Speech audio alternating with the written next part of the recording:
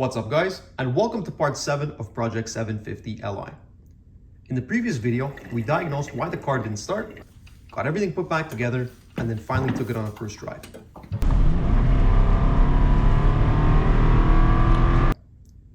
The car was driving great, but after we got back, there was a whistling sound coming from the engine. Oh boy. A lot of you guys commented that it was the PCV system, and I recognized that noise as a PCV issue too, but it didn't make any sense because I had already replaced all the components. I've done a lot of research on the way the PCV works in this car, and anyone who's had that issue of suction under the oil cap replaces the two breather valves and the problem goes away. I did read a couple forums about the different brands of parts they used. The ones I installed on the car are Rain brand, which is a brand I'm super comfortable with. I've used them lots of times before, and I can't say that I've ever had an issue, but they're not the OE supplier for these parts. A couple of people on different forums have said that at first they tried with the Rain valves, but the problem didn't go away. They even tried replacing them a second time with the Rain valves in case it was defective, but it still didn't work properly. Once they finally replaced it with an original BMW part, all the problems went away. So before I dig too deep into trying to diagnose where this issue comes from, I'm going to first start by replacing the valves. Generally, I don't like to just start throwing parts at a problem, but this is one of the easiest jobs you can do on this engine. So here's the original part from BMW, and it's actually made by Mahle, not Rain. So far, I don't really notice any difference between this and the part that I put on the car, but we'll try and disassemble it and we'll see what we can find.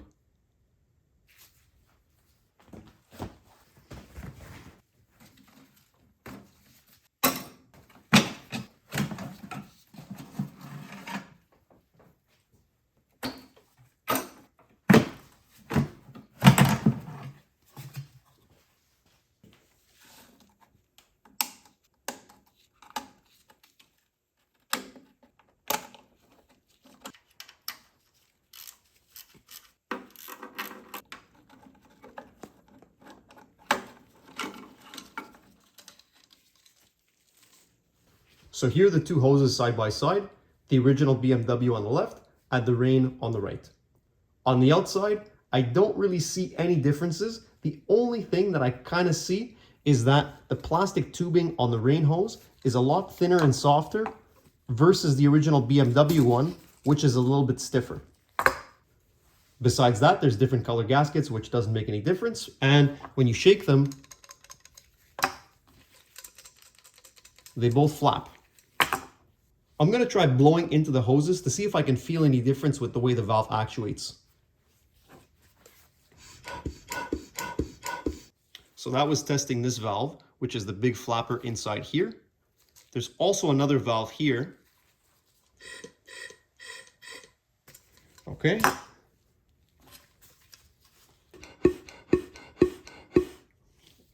So that was the big valve here. I can tell it sounds different when it's actuating, but I don't really know if that makes any difference. I'm going to try this one. So I definitely notice a big difference with this valve here. On the Rain part, it requires a lot more force for it to actually open versus the BMW part, which a little bit of suction and it opened right away. The valve only allows air to flow this way. It doesn't allow any to come back here. So I'm not really sure if this is going to make a difference, but we're going to put them on. We're going to run the car for a little bit and see if it makes any difference.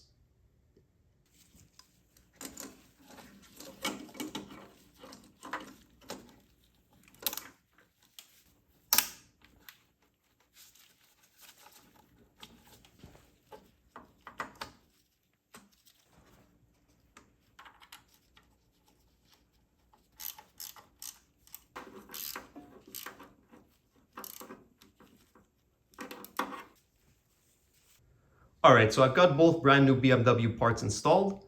I'm gonna put the air boxes back in, reconnect the maps, and then start it up, and see if it helps.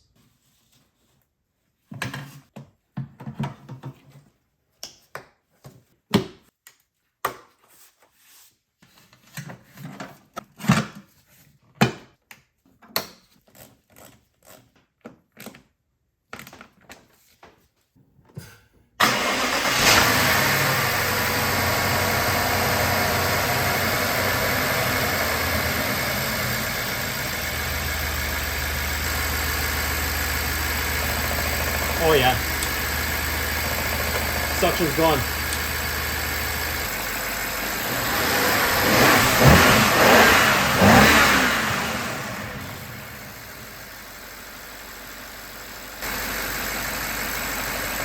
Still good. So that noise that you hear under the oil cap is totally normal. It's a result of the vacuum pump that's used in this kind of car. If ever you hear that noise, it's nothing to worry about.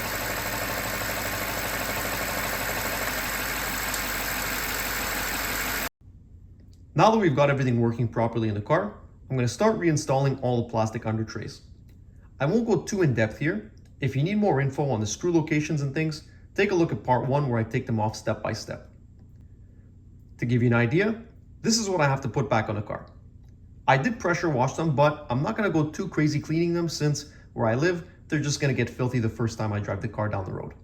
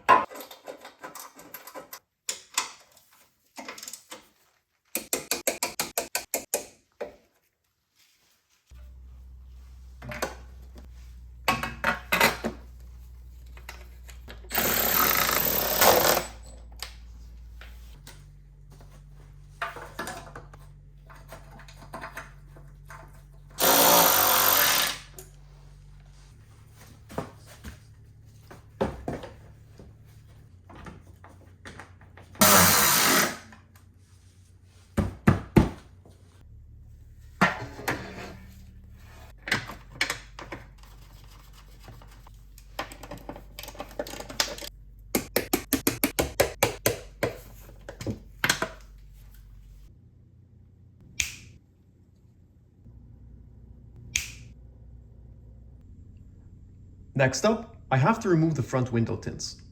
It's too bad because I really like the way the car looks with them on, but in Quebec, the law is a maximum tint of 70%. These are at about 35, so if I don't remove them, I won't be able to pass inspection. In the back, it's no problem. Those can be as dark as you like, so I'm gonna grab a razor, a heat gun, and hopefully this isn't too difficult to remove.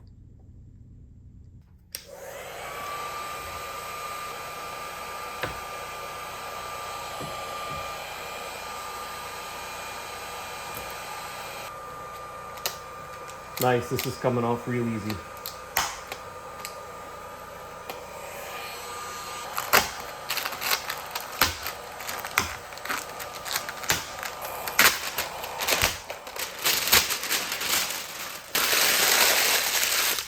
Nice, this really went a lot faster than I thought. I was thinking there was going to be lots of glue all over the window that I was going to have to clean off, but it only took me about 5 minutes. So now I'm going to go over and do the other side. Next up, I'm going to take a look at this headlight. On the driver's side, everything's working properly, but on the passenger side, the halos don't light up.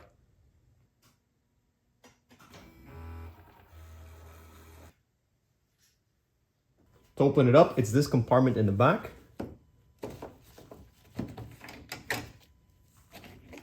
And then to take the light out, it's just a quarter turn.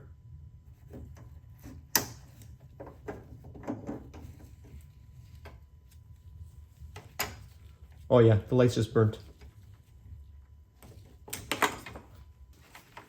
These are just standard H8 halogen bulbs. Be careful not to touch the surface of the glass when you're putting it back in. And then a quarter turn to secure.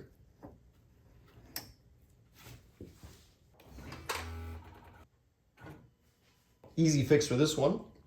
I know you can put the LCI headlights on these cars. The LCIs look a lot nicer in my opinion because they have a white LED halo instead of these halogens. But to be able to pass inspection, I can't have any aftermarket light modifications, so I can't just put an LED bulb inside. And then if I wanted to actually retrofit the headlights, I would need 2 new headlights, plus the lighting module, plus I would need to recode the car. So it gets to be a very big, very expensive job, so I'm just gonna leave it as is.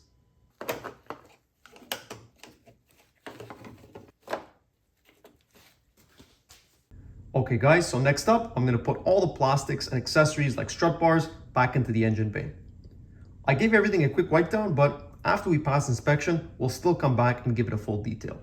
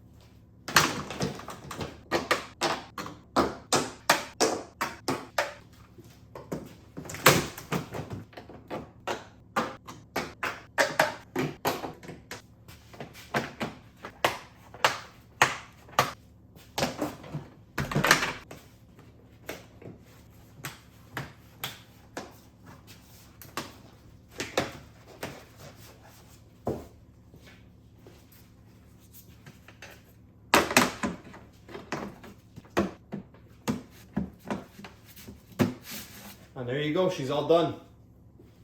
Tomorrow I'm gonna bring the car for the inspection, and then once it's registered and plated, we'll bring it back here and tackle a few things on the interior. All right, guys, so I just got back from the inspection. Everything's passed, the car's registered, and we have our brand new, beautiful Quebec license plate. I'm gonna quickly show you the inspection report. So obviously I've blocked out all my personal information and the information of the inspector, but it just has your name, the vehicle, any major defects, any minor defects, remarks, and if there were problems, I would have signed here.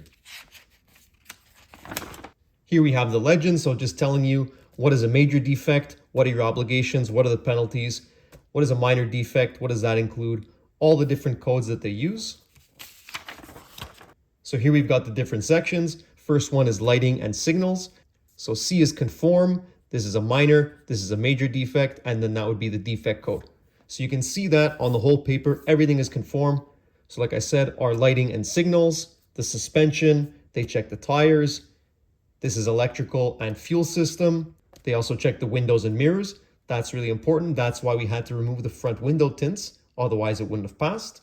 This is our steering, everything's good. This is the body, so everything's in good shape, no rust. This is the frame and undercarriage. They also check the brakes, the exhaust system, and any accessories like windshield wipers or anything like that.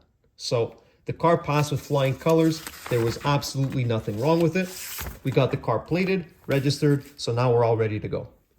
Next up, we're gonna tackle some of the issues we have on the interior. First up, I wanna tackle this door lock. When I press the lock button, either on the key or in the car, the lock doesn't move. All the other doors work, so we probably have a bad door lock actuator. This car does have the soft close doors and those are working properly, but the problem is, since it does have that feature, the replacement part is about $500 for an original BMW or about $300 for an aftermarket. I can't even source an OE equivalent. So before just ordering a replacement, we're gonna try and take this one apart and see if we can fix it. First, to get the wood trim off, you need to push this plastic pin up. Once that's up, now you're going to start prying on this entire wood panel, which is going to come out, and then it's going to expose some screws behind it.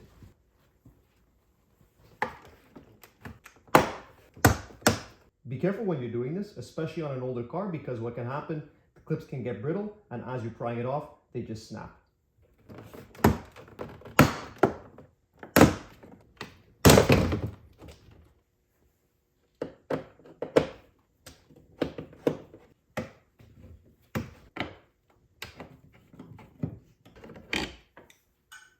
Once those are off, you just use your plastic pry tool to make your way around the door and pop off all the clips.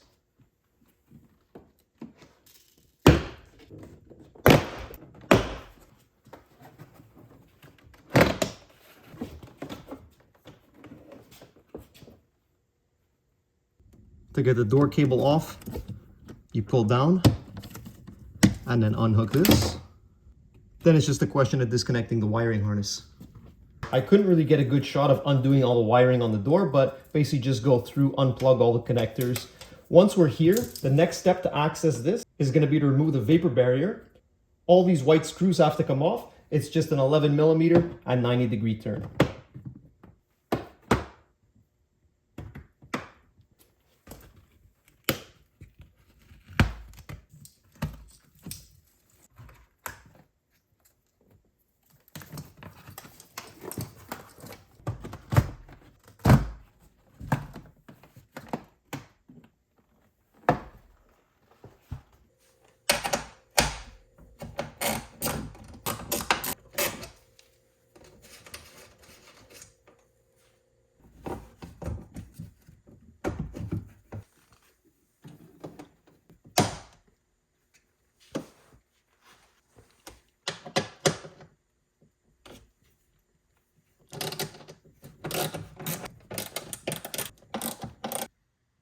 All right, so this is a really hard shot to get, guys. I'm gonna do my best here.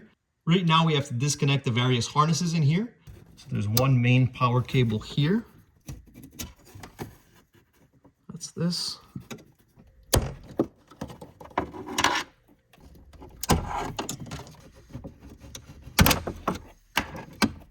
There we go.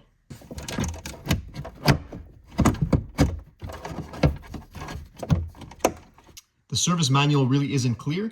it says disengage locking pin. So I mean, I see the locking pin and I know this is for the door lock, but I don't see how it's supposed to come out. I don't want to damage anything, so I don't know if I just keep pulling or what.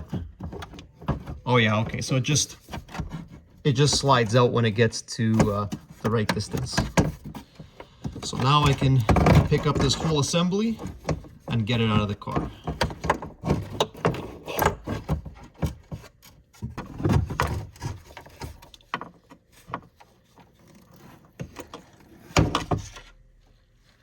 All right, so we've got the whole assembly out now.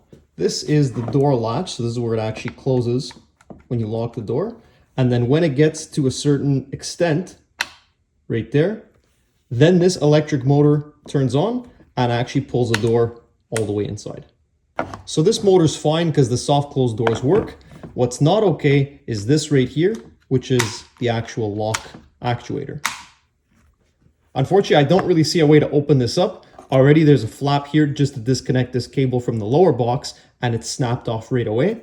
We're going to try opening it anyway because it's broken regardless, so we might as well try. And if not, then we'll just have to order a replacement part.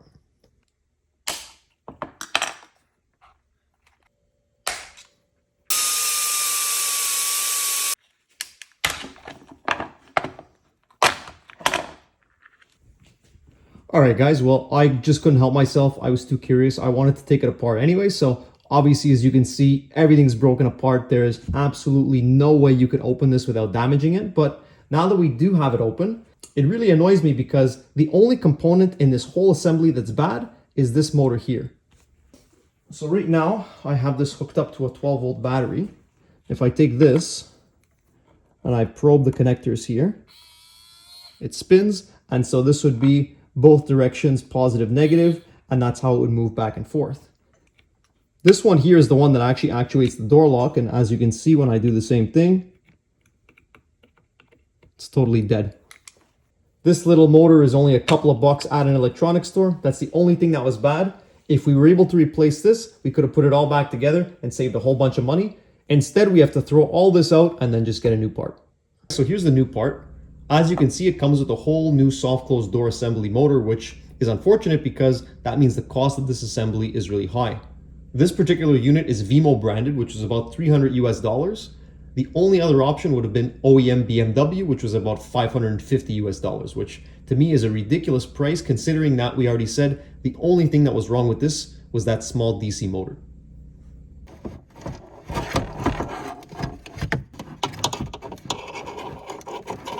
So you got to be careful when you're feeding this in because you don't want to damage this gasket.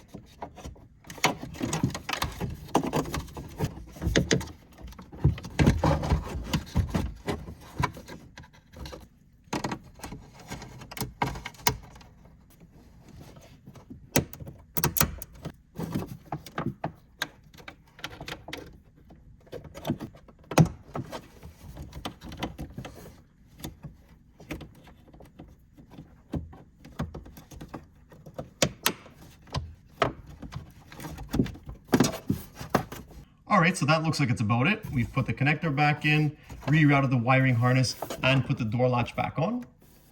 Hopefully you guys can actually see something good from this angle because the way I'm working, there's very limited space to actually see anything. Now I'm gonna put the 3 screws back into the striker. BMW naturally sells a special tool that's supposed to slide into the striker and rest against the frame of the door, so that way when you're tightening it down, you know for sure it's in the right spot. I don't have that tool, so we're going to try installing it. We'll do a test fit, and then we'll adjust if needed.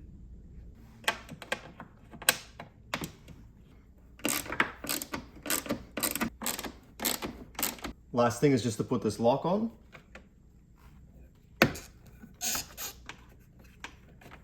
There we go. Now I'm going to connect the harness to the lock assembly. And right now this can't go up and down because on the driver's door, the door has to be closed before the lock will go down. So carefully, I'm going to close this. And now this goes up and down. Now we're going to try using the key to see if we solve the problem.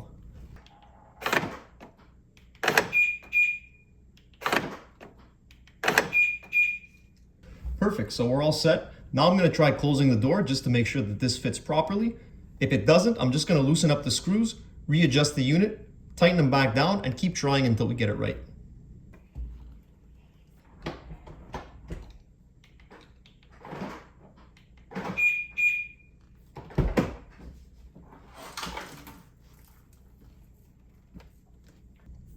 All right, there you go. So everything works exactly like it should. Now we're going to start putting the door back together. So just make sure that the wiring harness goes through this gap here.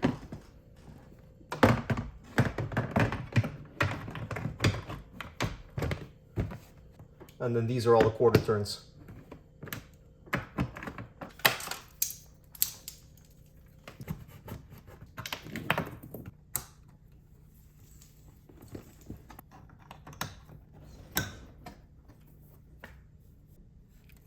So you just pull the latch down a little bit, slide the black plastic on, and then pull down, and then the cable will seat like that. And then before you put the door on, just grab the handle and make sure that it works.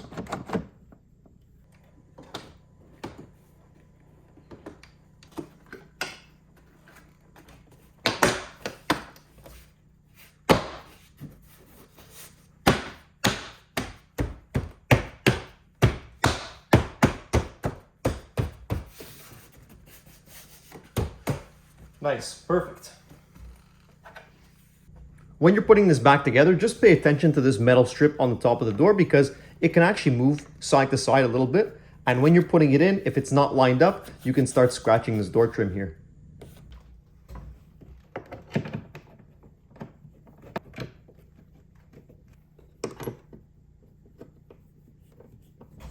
All right, last thing, we just have to put the piece of trim back in. Just pay attention because there are these hooks, so they have to go in the right way. Don't try and force it in because you'll just snap them off. So I start with the front, bend it a bit, get this hook in.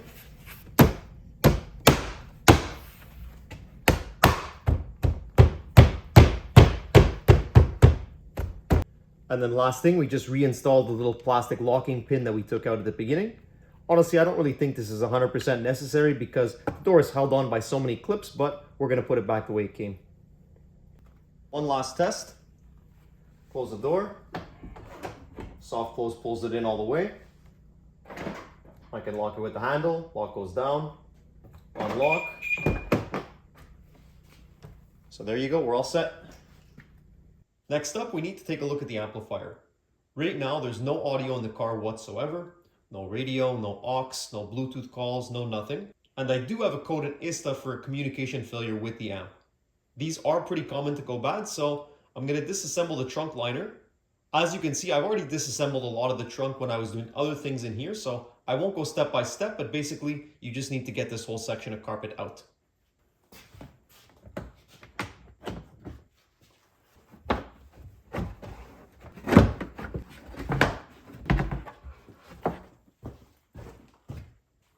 All right, so I actually had to look up what all these things were for. So this first box here is the camera module. This is the MULF2 box, which takes care of the USB, iPod, and aux. This is our amplifier, so this is what we need to take out. And this box up here is the TCU, which does all the Bluetooth phone calls. There's just one 8mm that holds the amp in place. Now the whole thing should slide up.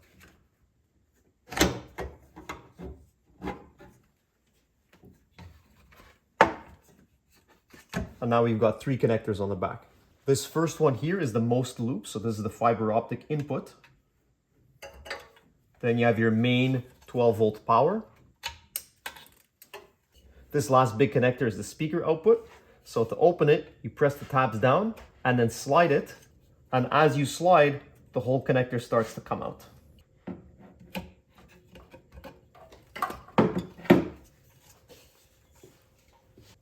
All right, so here I took the amp apart just to take a look inside and see if there was any easy fix. This bottom board is the actual amplifier, and this top one is the DSP. So what happens is you have the most fiber optic loop that comes in, that's feeding the info into this. This converts the signal and spits it out into the amp. The amp amplifies that signal, and then this output here is for all the speakers.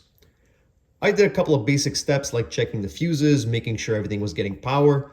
I also checked the resistances of all the speakers to make sure none of those were blown. And after all that, this amp is working perfectly fine. The problem is in the controller. I even have a code in ISTA right now for an internal communication failure, and unfortunately, there's nothing I can really do to fix this. I was hoping that it was going to be something with the amplifier because this is just basic electronics and we probably could have replaced a couple of components if something was bad. But unfortunately, in our case, it's the actual control unit that's no good, so I got a replacement and we're just going to swap it out. According to BMW, when you replace the amp, you actually have to recode the whole unit, but after taking a closer look, the only reason you need to do that is so that you can tell the DSP what car it's in so that the speakers can be timed properly and everything sounds right. The replacement amp I got was from a same gen, same year 750 Li with the same speaker setup, and it has the exact same part number. So this is just going to be plug and play. To put the replacement back in, same thing. So you start, speaker connection goes in first, and then you slide it to lock the connector in place. Then you put your main 12-volt power. And lastly, your most fiber optic signal.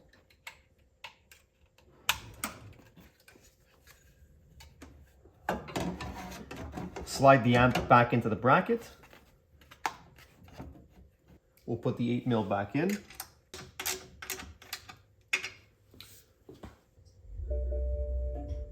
All right, so already the dings work. And we got radio, so there you go. Simple as that, just a replacement amp.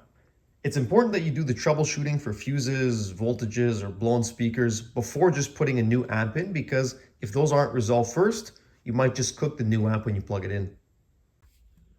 All right, so moving on to the interior now. There's two things I want to take care of here. So the start button, super worn out, and the heated seats, the fan, a couple of these climate control buttons are bad too. So I've bought a new set of all the buttons that we're going to swap out.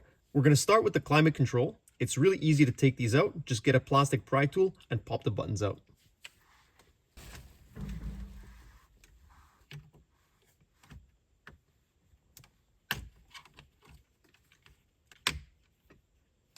There we go. So just make sure that you have a picture of these before you start taking them out. That way you don't put the wrong button in the wrong spot. I'm going to take them all out first. That way I can clean all the dust and space behind them. Then I'm going to put them all back in.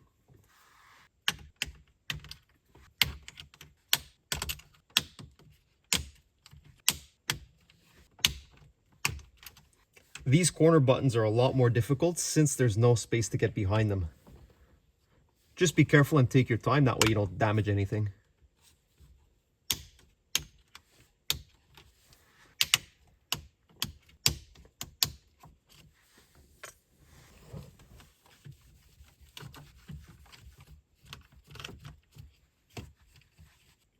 With the new buttons, make sure that they're in the right position, because even though there's a couple that duplicate, for example, the fans, there's one here and here, they have to match the curvature of the space that's around it.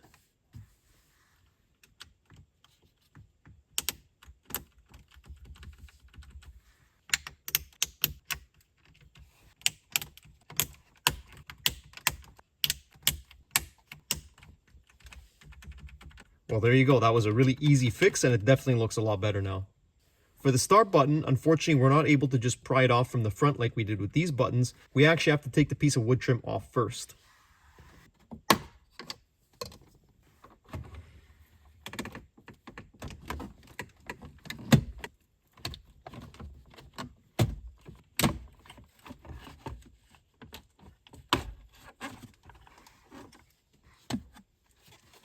I'm going to unclip this wiring harness right here. So instead of taking all this wiring out, what I'm going to do is I'm just going to unscrew the start button directly. This is 3 T20 screws. Now pry this metal piece off. Obviously be careful so you don't damage anything.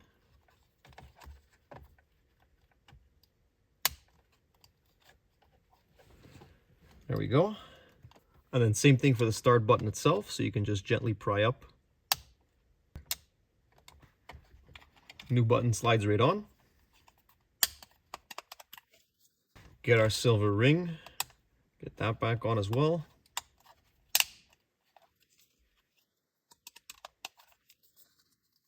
Perfect. So now we just screw this in and put everything back together.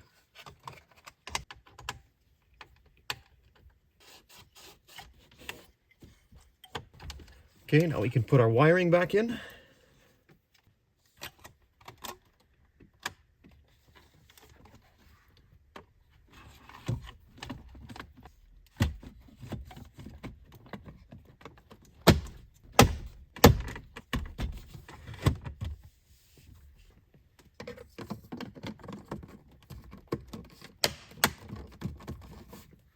Okay, I'm going to turn the light off just so you guys can see the backlight.